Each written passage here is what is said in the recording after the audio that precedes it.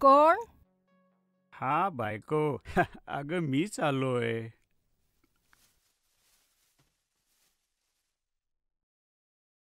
अरे पत्र आलंय वाटतं तुमच्या लेकाचं. अगं बाई, खरंच का?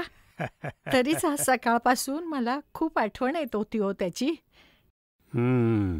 बरं मी काय म्हणतो, गजरा आणलाय. कसं काय ओळखलंस ग तू? तुम्ही आलात ना तेव्हा सुवास दरवळला हो. वा वा, छान छान छान. बरं आता तिथेच उभे राहणार आहात का माळणार आहात केसात माझ्या? हो ग, माळतो ना. आणि त्यासाठीच तर आणलाय ना हा गजरा.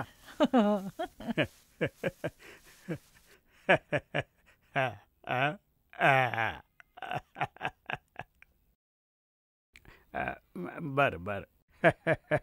बरं मी काय म्हणतो, चहा घेणार आहेस का तू? घेईन थोडा. बर आणतो. हा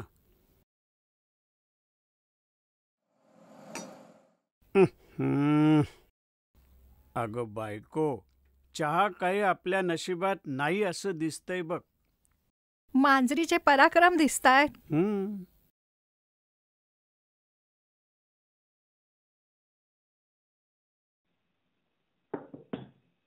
गोळ्या घ्यायच्या आहेत ना आता? हा देतो. हा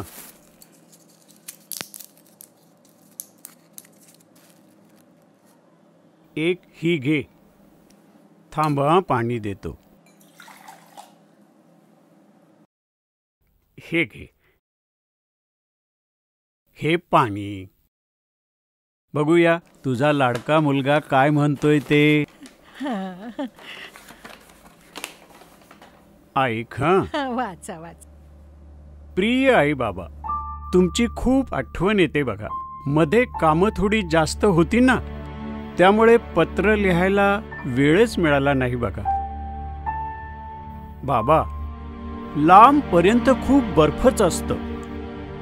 आणि आई, तू विणलेलं स्वेटर अंगात घातलं ना की तुझ्या कुशीत शिरल्यासारखं वाटतं बघ.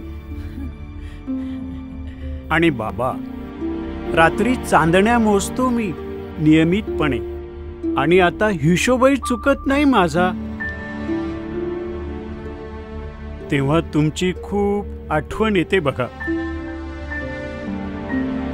रोज सकाळी तुकड्यांनी विभागलेली जमीन बघत असतो मी. कधी कधी खूप एकटं वाटतं हो इथं, आणि तेव्हाच कळते आपल्या लोकांची किंमत. पण मला गर्व वाटतो. ऐकतेस ना की मी रोज माझ्या देशाचं रक्षण करतो म्हणून. असो बाबा, तिकडे सगळं नीट आहे ना? बाकी मी आहेच रक्षण करायला. मी येईन लवकरच घरी. थोडं ऋण फेडायचं बाकी आहे. माती कपाळाला लावून हातात बंदूक धरून सीमेवर उभा आहे मी छाती ठोकपणे. मी येईल लवकरच. तुमचा मुलगा.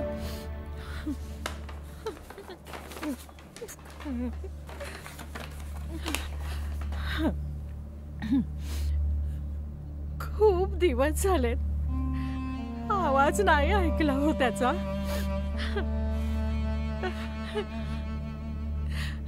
हे बघ, तू आता असं कर, तू झोप आता शांतपणे. हा आणि बरं का, जोशी काका मला भेटले होते रस्त्यात. जोडीने दोघेही भांडत होते. अगं भांडल्याशिवाय त्यांना करमतच नाही बघ. आणि बरं का, तसं त्यांचं एकमेकावर खूप प्रेम आहे बरं का. आणि तो गोसावी, तो भेटला काल. म्हणाला घर लवकरात लवकर खाली करा. मी त्याला म्हणालो करतो ना घर खाली, पण तुझ्या घरात राहायला येईल. असं म्हटल्यावर कटला तिथनं. कसला परत बोलतोय माझ्याशी. आणि बरं का, अरे ही झोपली वाटतं.